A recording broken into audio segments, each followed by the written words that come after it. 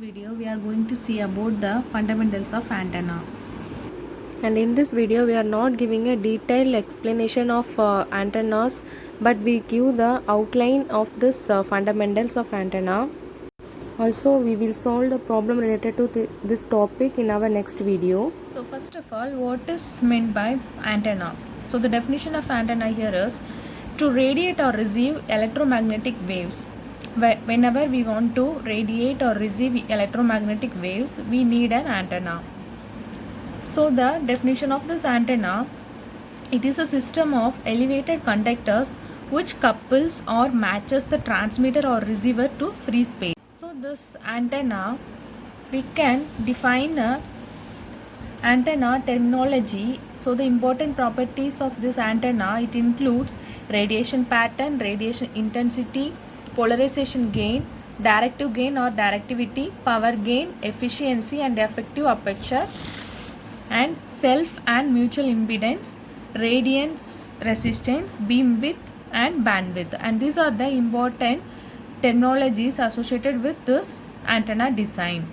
So before that, we have to indicate the isotropic radiator, because we take this as a reference radiator, and we can define other parameters, this terminology, using this isotropic radiator. So what is isotropic radiator? This is an ideal antenna, that it is a radiator which radiates uniformly in all directions. So it is a radiator which radiates uniformly in all directions. So we use this as a reference antenna. And first we see about radiation pattern, and this is a graphical representation that represent the field strength at all points around that antenna which are at equal distance from the antenna. So this is the graph which shows the variation in actual field strength of EMF, electromagnetic field, at all points which are at equal distance from the antenna. So the graphical representation of radiation of the antenna as a function of direction. This radiation pattern indicates the graphical representation of radiation as a function of direction. So this is known as radiation pattern.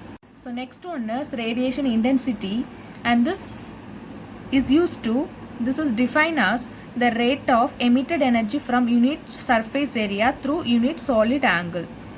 So this is used to find the emitted energy. So we are moved to Poynting vector. This will give the energy. So Poynting vector, we know P is equal to E into H, electric field and magnetic field strength.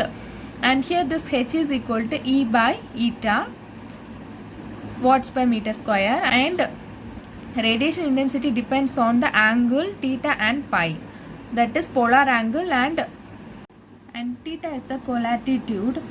And taking the average, Poynting vector average, that is equal to 1 by 2 E into H, and put the H value here. So 1 by 2 E squared, eta we will get, eta naught.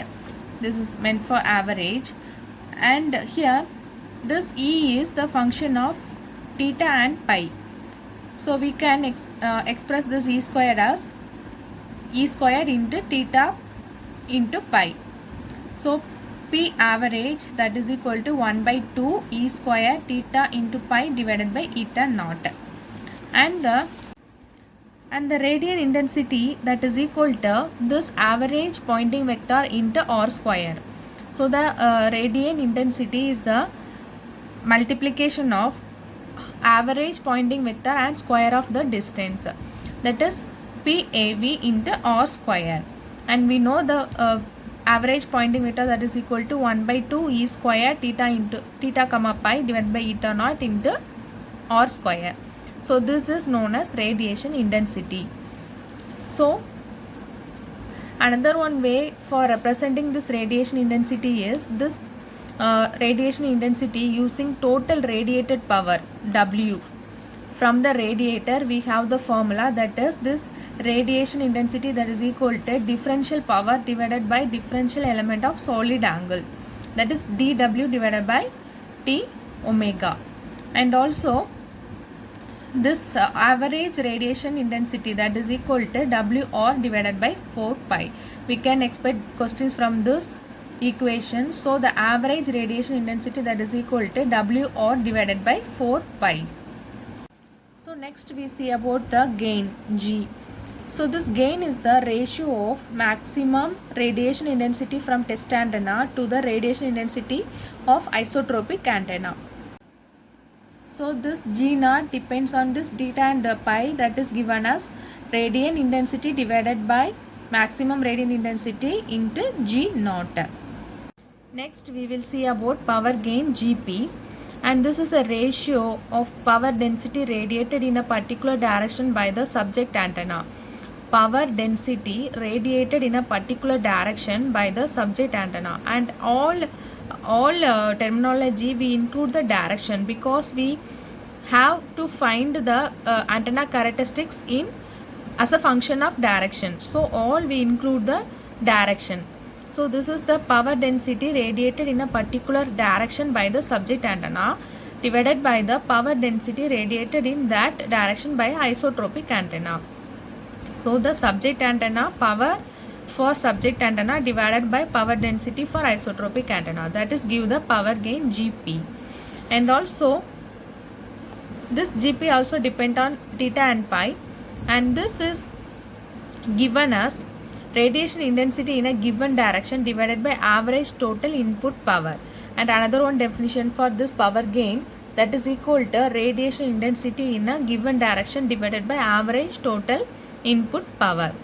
So that is radiation intensity depends on this theta and pi divided by this radiant intensity average, and we know the average value of radiant intensity, that is equal to W or divided by 4 pi, and here this is power gain, we include the ohmic losses, so we represent that GP is equal to radiant intensity of theta comma pi divided by WT 4 pi, where WT is equal to WR plus WL.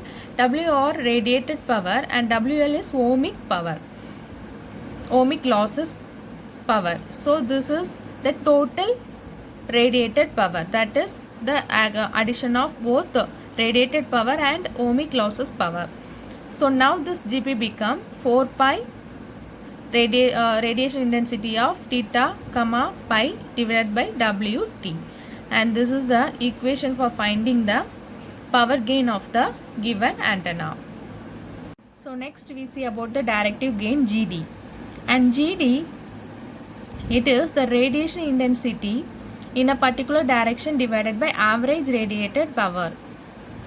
So similarly we will get the same result as GP. Power gain also we have the same equation. What the difference here is, it includes only the radiated power. In GP we include total power, so we add plus WL in GP. In GD we have only the radiated power. So the formula for finding equal to 4 pi radiation intensity of theta comma pi divided by WR.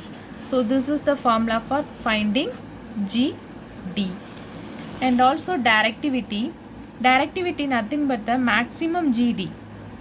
When we get the maximum GD, that is known as directivity, and the directivity formula D is equal to 4 pi divided by omega A, and this omega A is the beam solid angle. So this is a formula for finding directivity. And also the relationship between gain and directivity, gain is equal to D. So this K is Fx efficiency factor, and this is 1 for 100% efficiency. When eta is equal to 100%, this K become 1. At the time the gain and the directivity both are equal. Next one is antenna efficiency, and this is the ratio of power radiated divided by total input power. So power radiated divided by total input power. So total input power nothing but the total power WT, and this include the radiated power and also ohmic losses. That will adding the both we will get the total input power. So this will given as WR divided by WT. We note this WT is equal to WR plus WL, and we can relate this using power gain and directive gain. So we relate this equation by power gain and directive gain, that is this eta efficiency is equal to GP divided by GD, because we know GP is equal to 4 pi intensity of theta comma pi divided by WR plus WL, and GD that is equal to 4 pi theta comma WR alone. So now we divide this 2. So we will get this will get cancel, and WR goes up, and we will get WR divided by WR plus WL. So this eta is equal to GP divided by GD, and here this WR is the radiated power and WL is the ohmic losses power. So now we will get the efficiency that is equal to division of power gain divided by directive gain, that is equal to WR divided by WR plus WL, and the WR is equal to I squared R, and this is based on ohmic law. So the power radiated that is equal to I squared R. Total power that is equal to I squared R plus I squared RL. Taking R square outside, we will get RR plus RL. So now put the value of WR WT in efficiency equation. We will get eta is equal to I squared RR divided by I squared RR plus RL. So this I square get cancelled, and we get efficiency in percentage that is equal to RR divided by RR plus RL into 100. And here this RR is the radiation resistance and RL is the ohmic loss resistance of antenna conductor. And this RR plus RL give the total effective resistance, and we can expect question from this equation. So the efficiency of antenna that is equal to radiation resistance divided by total effective resistance. And next we move to effective area or effective aperture or capture area. So that is AE. This is also very important. We can expect question from this concept. So the AE, that is effective area, that is equal to power received divided by Poynting vector of incident wave. So AE that is equal to power received, that is W, and Poynting vector of incident wave, that is P. So this AE is equal to nothing but W by P, power received divided by Poynting vector P. And we know this is W watts and this is watts per meter square. So this get cancelled. So the area given as meter square, the unit is meter square, and from that this power received that is equal to Poynting vector into A. Also the antenna can receive maximum power of V square divided by 4 RR, and this is the maximum receiving power, and substitute this value in this equation. We will get A max, that is equal to V square divided by 4P RR, and here this P is the Poynting vector and this RR is the radiance resistance, and this V is the applied voltage.